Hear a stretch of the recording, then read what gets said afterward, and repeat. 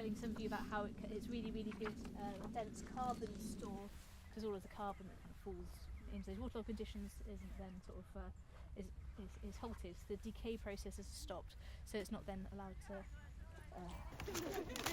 microbial activity. And through that microbial process, you get carbon dioxide released to the atmosphere, which is a greenhouse gas. So we're talking about carbon here that's thousands and thousands and thousands of years old. Imagine my hand is like ground level. You kind of want just the top bit poking up. I need to then give it a good squidge to make it stay. So that again, it's cool, nicely wrapped up. You don't want it sticking out too much, because if it flops about, that's in danger of kind of drying out. I've got a friend that's been actually had a paid job planting this up in Peak District. Really? I'm so excited by this. Okay, I'm going to head down to that little bit. So sphagnum is really important in helping to build a bog. It's one of the key species when it comes to peat bogs in particular, for laying down the carbon resources and stocks, because as it grows, all of this gets basically turned into peat and turned into carbon over the centuries and decades, and basically locks up all of the carbon and helps mitigate against climate change.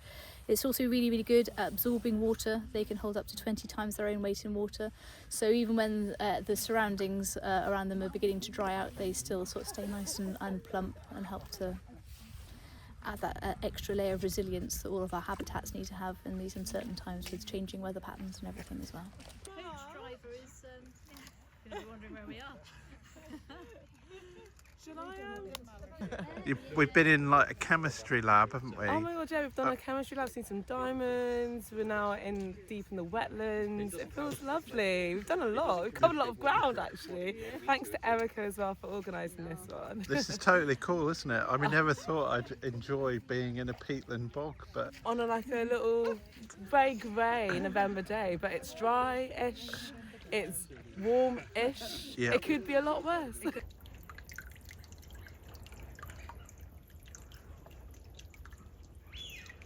It was me who created the contents of this file. I took some very specialized ultra clean water, and we have another machine, another robot that cleans this water for us, that essentially just removes all unnecessary atoms from it, just not like one by one. That would be a terrible job, but all at once. So you need to be extremely rigorous and boring. So this is like this super clean water. You can try some. When I'm at school. What's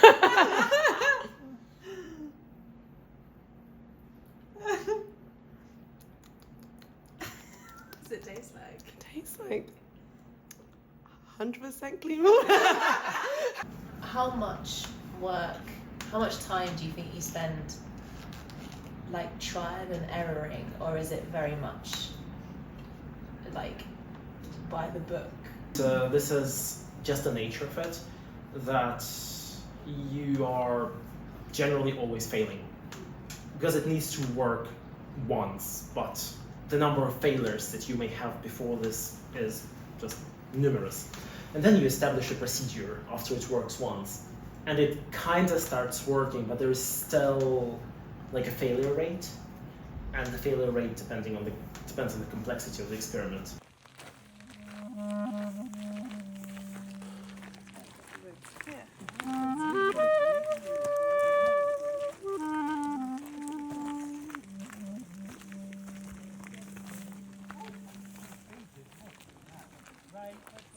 It should be buzz, you should hear it hum. And I've seen one surface with BCI this year. Two large skippers fighting, they're behaving. No, you won't come down. I've got fox gas, it stinks. My whole bag stinks of fox gas and everything. I can actually still see But he's still there on the wings like this.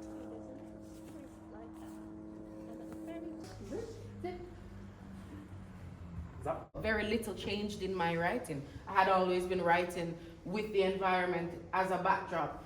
And I think people from tropical countries, people who spend a lot of time outside, like all of the writing is nature writing. Like nearly everything is nature writing, right? And you know, one thing I actually didn't bring up is sometimes I do this exercise with the natural environment and the built environment, because I also think like our urban spaces and how we move through them as people with plants, animals is important for us to consider, as well as you know, how we consider these other concepts. Rain is not sadness. Its falling does not send me to sorrow. Instead, I welcome the washing away, wrought by the fresh forest shower. Its thrashing is a mother's womb.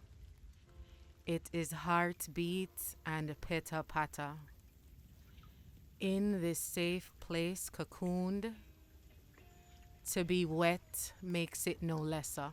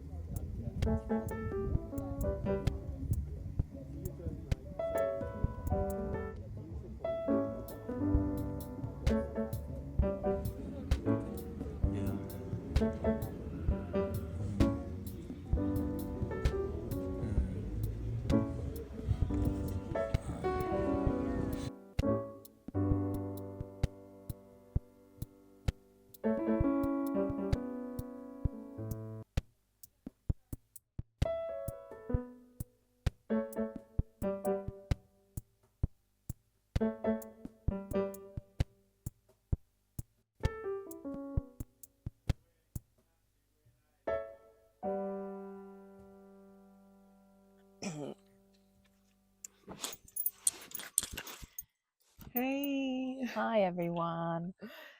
I can't help but want to go, welcome to our podcast. coming live from Ghana on today's episode. This is our 10-minute video about what we're doing right now with our fellowship together as a collaboration, as a pair. Rewriting the repatriation framework that currently exists at the museum and kind of like starting again, like, because actually they haven't repatriated anything in this way before, so it's like showing them how people are so involved in that process. It isn't just like the museum's decision to be making it, it's people's decisions, you know. Thinking about developing a journey home, the project that this whole thing started with, like with influence from the museum and Rising Arts Agency, and thinking about like, for example, after our trip to Ghana, I head to New Zealand for a month to speak to the people at Te Papa Museum about their repatriation framework, because they do some really brilliant work there. And the next animal at the Bristol Museum we want to repatriate is the kakapo. Which Also, like where we are now today is part of like a 5-day residential / retreat, which is all focused on Indigenous wisdom and ancestral like knowledge and connecting with like ways of making, ways of like cooking or creating food from the goods that the land has provided, you know, without all the process that it normally goes through, or like within that, like also learning about how actually so many people within Ghana are actually exploited to bring the West, like for our cacao, consumption. for Yeah. example, like.